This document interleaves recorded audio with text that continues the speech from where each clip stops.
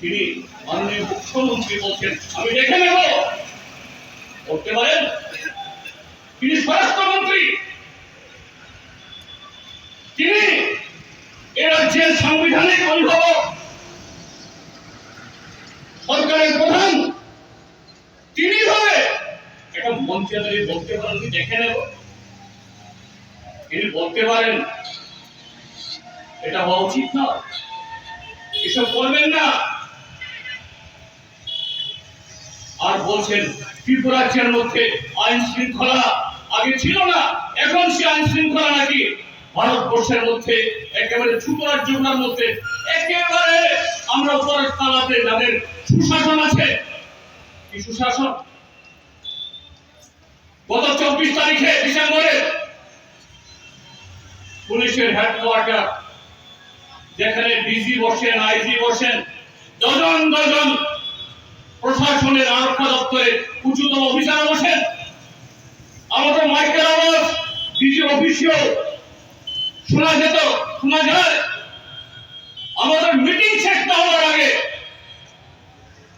সেখানে দেহতুল্য কর্মকর্তারা স্লোগান তুলেন, জিতেন চৌধুরীর চামড়া তুলে নেব আমরা, সিপিএম এর চামড়া তুলে নেব আমরা। গতকাল উদয়পুর মহকুমাতে, উদয়পুর শহরে ছাত্ররা একটা মিছিল করেছে অখিল ভারতীয় বিদ্যার্থী পরিষদের নামে। আবার এই অখিল ভারতীয় বিদ্যার্থী পরিষদ তারা কোন একটা রাজনৈতিক দলের সংগঠন তারা স্বীকার করেন না। তারা বলেন এরা নাকি সমাজ সেবক, দেশ সেবক। তাদের যিনি সভাপতি তিনি একজন অধ্যাপক, বিধায়ক আছেন। এখানে নটিংছড়া নামে এক চায়ের বাগান, জাতীয় সড়ক তার উপর দিয়ে গেছে। স্বাভাবিক এই কাগজপত্র খুঁজে নটিংছড়া চা বাগান কোন মালিকের নামের সাথে যুক্ত খুঁজে বের করে যদি সেরকম মালিক থেকে থাকে তাকে তার আমাদের দেশের জমি অধিগ্রহণ আইন অনুযায়ী সে অর্থ পাবে। কিন্তু নটিংছড়া চা বাগানের মালিক বহু আগে থেকেই এখানে সেরে গেছেন, রাজার আমল থেকে বোধহয় ছিলেন, তারপর আর যোগাযোগ নেই।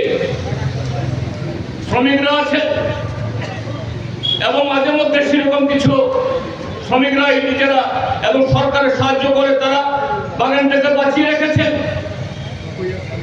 কিন্তু এর মধ্যে একজন গুইফোর লোক চলে আসলো, এর বিরুদ্ধে অভিযোগ হলো।